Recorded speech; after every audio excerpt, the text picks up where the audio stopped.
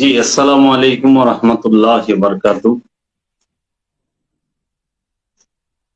ধন্যবাদ মুশফিকুর রহিম ভাইকে। আজকে আমাদের যে বিষয়ে আলোচনা, আমরা গত পর্বে ইসলামের মতভেদের বিষয়ে অনেক আলোচনা করেছি, কোথা থেকে উত্থান, এবং আমাদের মূলের এটা ছিল হলো এই ভারতীয় উপমহাদেশে ওহাবিবাদটা কিভাবে আসলো। কারণ ওয়াহাবিবাদ এবং কিতাবুত তাওহীদ, কাশফুস শাহবাদ, এই কিতাবগুলো তো আরবি, এগুলোকে ভারতীয় উপমহাদেশে কে আনলো? আমি শুরুতেই বলতে চাই, আল্লাহ রব্বুল আলামিন কুরআনুল মাজিদে বলেছেন, হে আমানুগণ, তোমরা যাহারা ঈমান এনেছ, হে আমানুগণ, তোমরা তোমাদের পিতা এবং ভাইদেরকেও তোমাদের বন্ধু বানিও না, যদি তারা ঈমানের চেয়ে কুফরিকে বেশি ভালোবাসে। তোমাদের মধ্যে যারা তাদেরকে বন্ধু বানায় তারাই জালিম। আল কোরআন।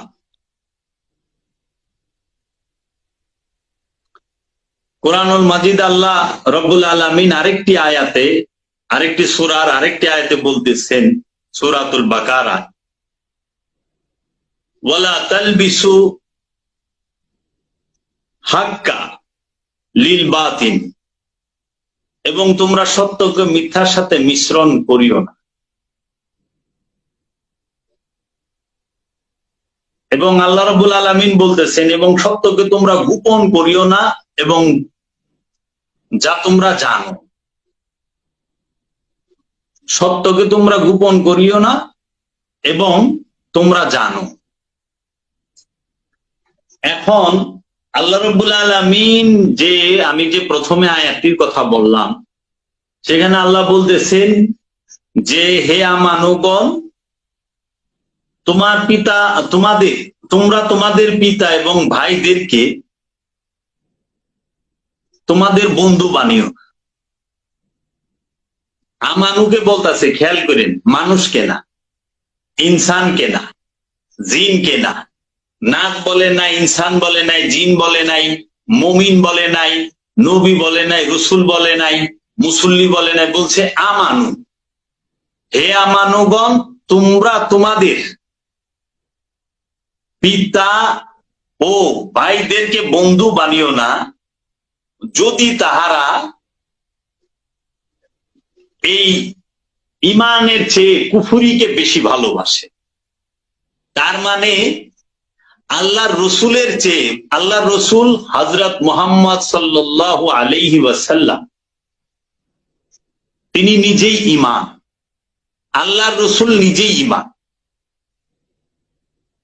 এই রসুলের থেকে বেশি যাহারা অন্য কাউকে ভালোবাসে, বন্ধু বানায়, তোমরা তাদেরকে বন্ধু বানায়ও না। আজকে আমরা সমাজে দেখতেছি, আমাদের সমাজে এক দল, এক শ্রেণী, তাহারা বিভিন্ন দল মত, বিভিন্ন দেশ, বিভিন্ন জাতির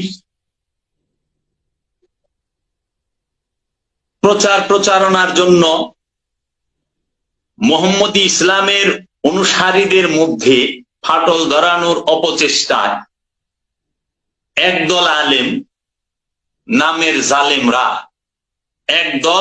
নামের জালেমরা, তাহারা মহানবীর বংশ থেকে বেশি ভালোবাসা দেখাচ্ছে তাদের যারা মুরব্বী আছেন, শাহেক আছেন, এবং কিছু রহিমাহুল্লাহদের প্রতি। এই যে নতুন একটা ডায়লগ আসছে, রহিমাহুল্লাহ। এখন আপনি যদি একটু খেয়াল করেন যে রাহিমাহুল্লাহর বাংলা অর্থটা কি,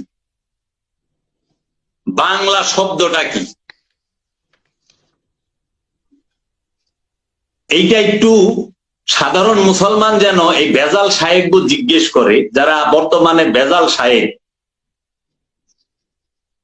এই বেজাল সাহেবরা নতুন একটা ডায়লগ আবিষ্কার করছে, রাহিমাহুল্লাহ, মানে যে কোনো মৌলবীর নামের পিছনে রাহিমাহুল্লাহ লাগা, মানে উনি আল্লাহর রহমত, আল্লাহর রহমত হিসেবে আসছে।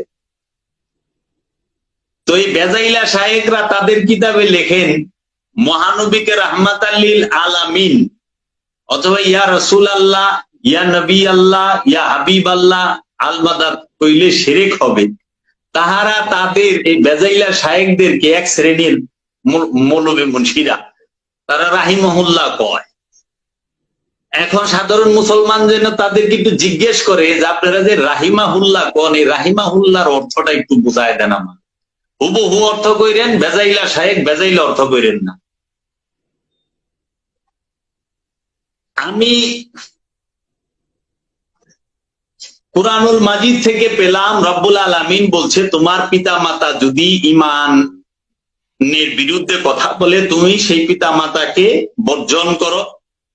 তোমার পিতা মাতা নয়, শুধু তোমার স্ত্রী, তোমার ভাই বোন, প্রতিবেশী, আত্মীয় স্বজনও যদি তাহারা বলে যে রসুলের থেকে বেশি তারা অন্য কাউকে প্রাধান্য দেয়, আলে রসুল থেকে বেশি অন্য কাউকে প্রাধান্য দেয়, ইমানের চেয়ে বেশি তারা তাগুতকে প্রাধান্য দেয়, তাদের বর্জন করতে বলা হয়েছে। কোরআন স্পষ্ট বলেছে তোমরা যাহারা তোমার রসুলকে মানে না তাহাদেরকে বন্ধু বানায়ও না। এখন বর্তমান সমাজে তো রসুলকে যারা না মানে তারা বন্ধু না, তারা আমাদের ইমামই হয়ে গেছে। তার কিছু নমুনা আজকে আমি তুলে ধরবো হিসাবে। এখন আমরা জানি মহানবী হযরত মুহাম্মদ সাল্লাল্লাহু আলাইহি ওয়াসাল্লামের আগমনের পূর্বে আরবের একজন জঘন্য কোয়ালিটির মানুষ ছিলেন।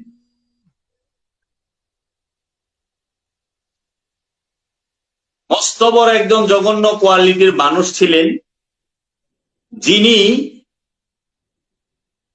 সমস্ত ভেজালের মূল এবং দারুন নতবায় মহানবীকে হত্যা করার জন্য যে বৈঠক বসেছিল আরবের কাফেরদের, 40 জন কাফের একত্রিত হয়ে যে বৈঠক করেছিলেন, বাগা বাগা কাফের, সেই কাফেরের যিনি সর্দার ছিলেন তার নাম ছিল শেখ নাজদি। তিনি সবার মুরব্বী ছিলেন ওই সময়।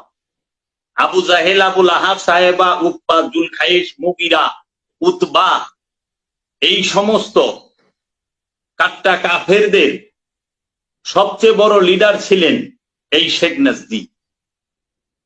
এই শেখ নাজদি সে এই সমস্ত কাফেরদেরকে পরামর্শ দিলেন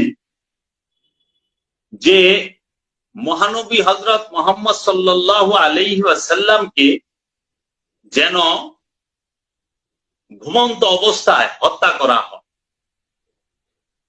তাই মক্কার কাফেরেরা ঘুমন্ত অবস্থায় মহানবীকে হত্যা করার জন্য মহানবীর ঘর ঘেরাও করেছিলেন, মহানবীর হুজরা শরীফ ঘেরাও করেছিলেন। মহানবী সেই হুজরা শরীফে যখন মহানবীর কাছে ওহী নাজিল হলো যে আপনি একই মুহূর্তে হিজরত করেন, তখন মহানবী মাওলা আলী আলাইহিস সালাতু ওয়াস সালামকে মহানবীর বিছানা মোবারকে শুইয়ে হযরত আবু বকর সিদ্দিককে সাথে নিয়ে হিজরত করেন এবং মহানবী ঘর থেকে বের হওয়ার সময় কিছু ধুলা সামুন দিকে নিক্ষেপ করেন। ওই কাফেরদের চতুর দিকে যে কাফের ঘেরাও করে রয়েছে, 40 কাফের 80টা চোখ, এই আংশি চৌকালা কাফেরগো সবার চোখে ধুলা যায়।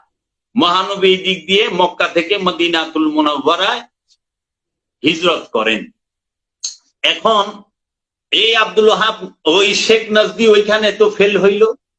শেখ নজদি সে আরবে ভয়ঙ্কর দুইটি যুদ্ধ করেন এবং এই একটি যুদ্ধ অনেক লম্বা সময় তিনি অনুষ্ঠিত করেন। গত পর্বে আমি বলেছি বানু বশিসের যুদ্ধ, এবং একটি যুদ্ধ চালান 63 বছর, আরেকটি যুদ্ধ অনেক দীর্ঘমেয়াদী চলে।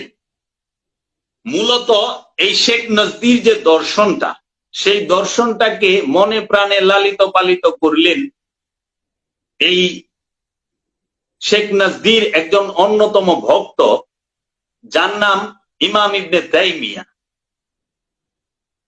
ইমাম ইবনে তাইমিয়া উনার এই দর্শনটাকে ধরে রাখলেন।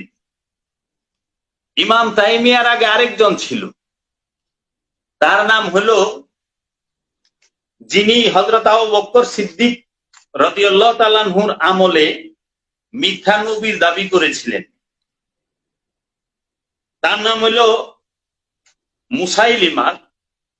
এই লোক হযরত আবু বকর সিদ্দিকের জমানায় নিজেকে নবী দাবি করেন। সেও অনুরাগী ছিলেন এই শেখ নজদির। এই মুসাইলিমা কাজ্জাব এবং শেখ নজদির হয়ে এই পরম্পরাটা আসে ইমাম তাইমিয়ার এখানে। ইমাম তাইমিয়ার একজন অনুরাগী এবং উনার দর্শনে বিশ্বাসী এবং উনার একজন শিষ্য ফলোয়ার্স, তার নাম হচ্ছে ইমাম ইবনে কাসির, যিনি অনেক কিতাবের রচনা করেন।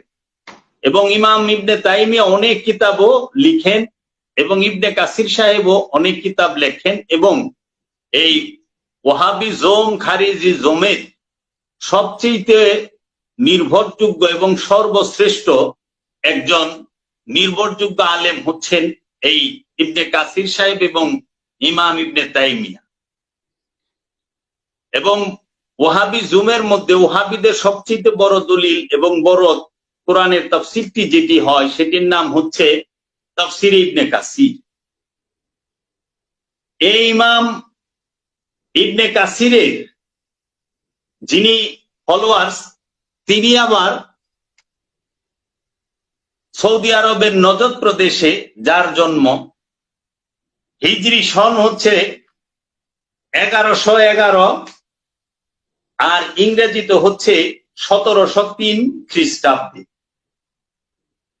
হিজরিতে 1111 হিজরি এবং 1700 ইংরেজিতে 1703 খ্রিস্টাব্দে সৌদি আরবের নজদ প্রদেশে, সেই নজদের বর্তমান নাম হচ্ছে রিয়াদ, এই রিয়াদ শহরে জন্মগ্রহণ করেন।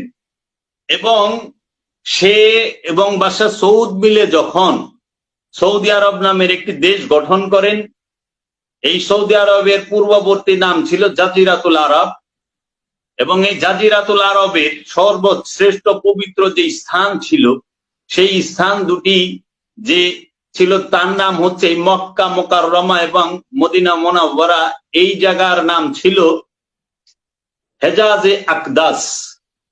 এই হেজাজে আকদাস নামটি হযরত ইব্রাহিম আলাইহিস সালাতু ওয়াস সালামের জমানা থেকে নিয়ে একদম উসমানী খেলাফত পর্যন্ত এই নামটি ছিল। মক্কা এবং মদিনা এবং তাইফ, এই অঞ্চলটার নাম হচ্ছে হেজাজে আকদাস। পরবর্তীতে যখন এই আব্দুল ওয়াহাব নজদি তিনি বড় হইলেন, বড় হওয়ার পরে তিনি সেই ইবনে কাসির, ইবনে তাইমিয়া এবং শেখ নজদি যে মতাদর্শন এবং খারিজি দর্শন, সেইটাকে সে প্রচার এবং প্রসারে প্রাণপণ চেষ্টা করলেন। এর জন্য তিনি অনেকবার অপদস্থ হয়েছেন, নির্বাসিত হয়েছেন